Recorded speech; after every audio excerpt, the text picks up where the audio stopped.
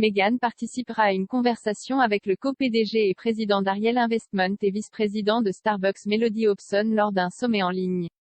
La duchesse de Sussex participera à un panel inclus dans l'événement de 2 jours du New York Times Dealbook qui aura lieu la semaine prochaine.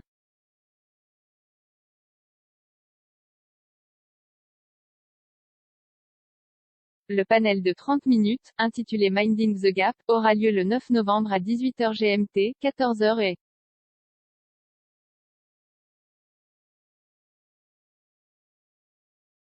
La description de l'événement disait « Comment les femmes peuvent-elles atteindre la parité économique et professionnelle ?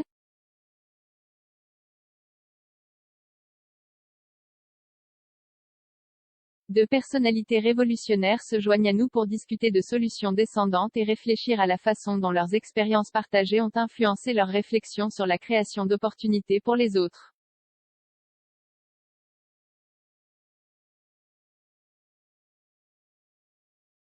Meghan est présentée comme Meghan, la duchesse de Sussex, cofondatrice, Archewell.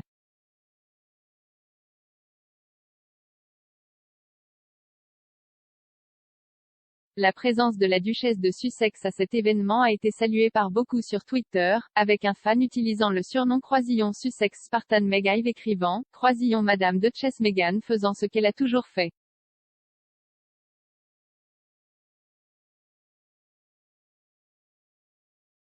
Travailler avec des organisations pour aider la croissance des femmes.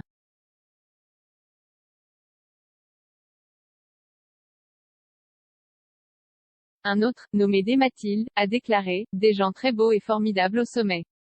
La discussion sera formidable. »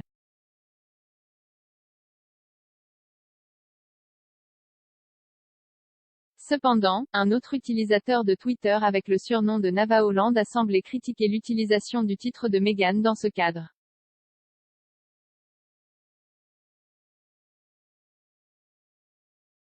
Ils ont écrit « C'est drôle comment elle utilise le titre de duchesse en Amérique. »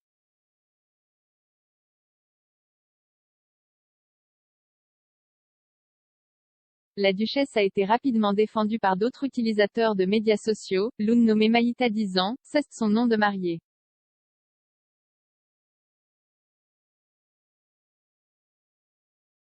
Le sommet virtuel du NYT Dealbook comprendra des grands noms du monde politique, des affaires et des célébrités.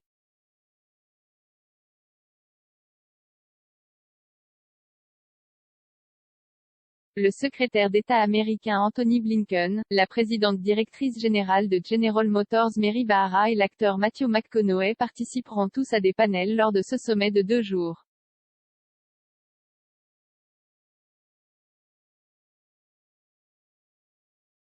Meghan soutient depuis longtemps les droits des femmes et a commencé à faire entendre sa voix dans ce domaine alors qu'elle n'avait que 11 ans.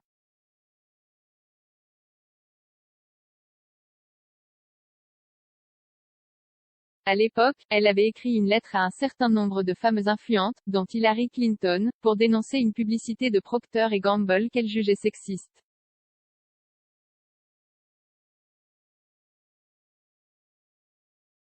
À la suite de ces efforts de campagne, la principale entreprise a modifié la publicité.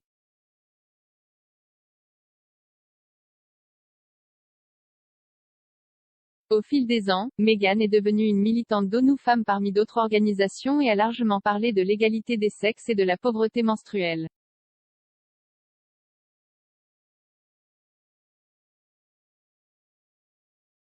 Elle a poursuivi son travail axé sur les droits des femmes, même en tant que membre actif de la famille royale.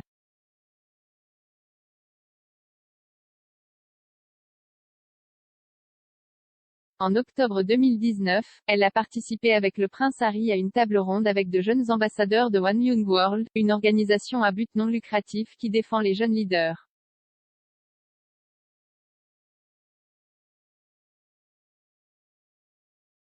Ensuite, elle a parlé de l'importance pour les hommes de prendre position aux côtés des femmes pour l'égalité des sexes.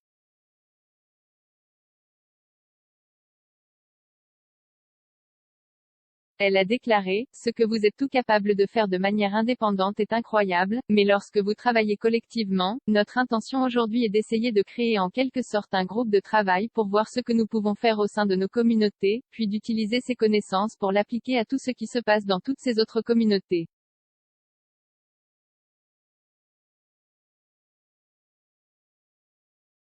En termes d'égalité des sexes, qui est quelque chose que je défends depuis longtemps, je pense que cette conversation ne peut pas avoir lieu sans que les hommes en fassent partie.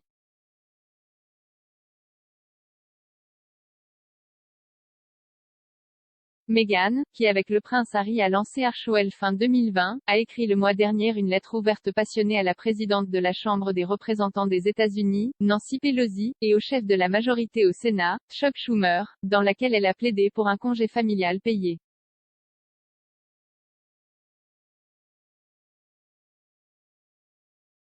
Dans son message, elle a rappelé les difficultés de sa propre famille en grandissant sur le bar à salade à $4,99 de Sizzler et a déclaré qu'aucune famille ne devrait avoir à choisir entre gagner sa vie et avoir la liberté de s'occuper de son enfant.